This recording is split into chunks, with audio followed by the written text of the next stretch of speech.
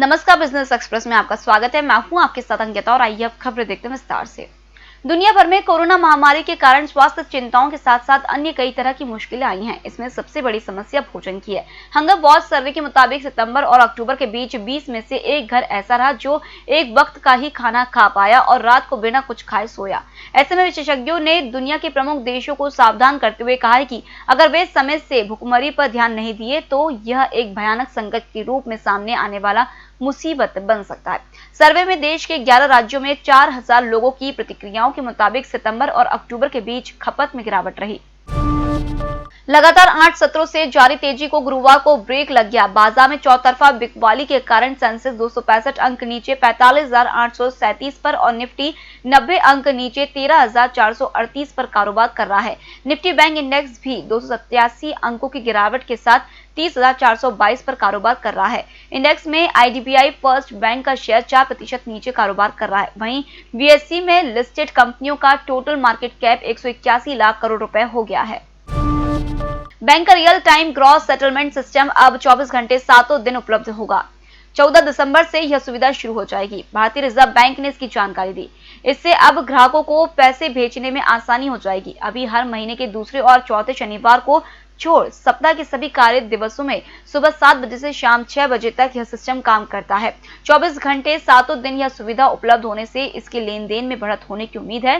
साथ ही इससे ग्राहकों को सुविधा मिलेगी कि वे कभी भी इसका उपयोग कर सकते हैं। इसके जरिए बिजनेस करने वालों को प्रभावी रूप से ज्यादा सुविधा होगी। इससे भारतीय वित्तीय बाजार में भी एक नई तेजी मिलेगी। इससे क्रॉस बॉर्डर पेमेंट में भी सुविधा होगी।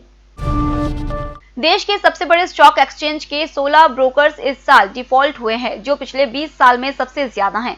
इसको इस तरह से देखा जा सकता है कि .com का बुलबुला फूटने और 2001-2002 में केतन पारेख का घोटाला सामने आने के बाद 2020 में सबसे ज्यादा ब्रोकर्स ने डिफॉल्ट किया है। कई मामले ऐसे रहे जिनमें ब्रोकर्स ने वायदा बाजार में सटोरिया गतिविधियां चलाने के लिए इन्वेस्टर्स के शेयर गिरवी रखकर बाजार से कर्ज लिया हुआ था। कभी कभार तो उन्होंने निवेशकों को गिरवी रखे शेयरों के लिए ब्याज भी दिया था, लेकिन बहुत से मामलों में निवेशकों को अपने शेयर गिरवी रखे जाने की भनक तक नहीं लगी थी। केंद्र सरकार ने 9 राज्यों के लिए 23,523 करोड़ रुपए की रिफॉर्म लिंक्ड बोरोइंग को मंजूरी दी। वित्त मंत्रालय ने बयान में कहा है कि 9 राज्यों ने सफलतापूर्वक पब्लिक डिस्ट्रीब्यूशन सिस्टम में रिफॉर्म को पूरा किया और one nation one ration card system को लागू किया। इन राज्यों में आंध्र प्रदेश, गोवा, हरियाणा, कर्नाटक, केरल, तेलंगाना, त्रिपुरा और उत्तर प्रदेश शामिल है। बयान में कहा गया है कि सुधारों के पूर्ण होने पर उन्हें 23,523 करोड़ रुपए का अतिरिक्त कर्ज लेने की मंजूरी दी गई। वित्तीय संसाधन के सामने कोरोना वायरस महामारी द्वारा खड़ी की गई चुनौतियों को देखते हुए सरकार ने राज्यों को फंड उपलब्ध कराने के लिए कई कदम उठाए हैं। इनमें इस कारोबारी साल में ग्रॉस स्टेट डोमेस्टिक प्रोडक्ट के 2% के बराबर अतिरिक्त कर्ज लेने की अनुमति देना भी शामिल है। सोशल मीडिया क्षेत्र की प्रमुख कंपनी फेसबुक इंडिया का राजस्व पिछले वित्त वर्ष 2019-20 के दौरान 43% की जोरदार वृद्धि के साथ 1,277 करोड़ रुपए पर पहुंच गया। वहीं कंपनी का शुद्ध लाभ 2 गुने से भी अधिक होकर 135 करोड़ रुपए हो गया। नियामकीय सूचना में यह जानकारी मिली है। इससे पिछले वित्त वर्ष में कंपनी की कुल आय 893 करोड़ रुपए रही थी। सरकार के कंपनी पंजीयक को सौंपी गई सूचना में यह कहा गया है। बाजार की खुफिया जानकारी जुटाने वाली कंपनी टाफनर ने यह बताया है।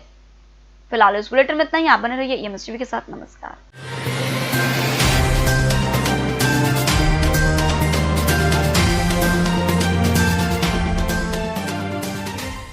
सत्ता के गलियारों से गांव की गलियों तक देखिए हर खबर अपने मोबाइल पर। डाउनलोड कीजिए EMS न्यूज ऐप।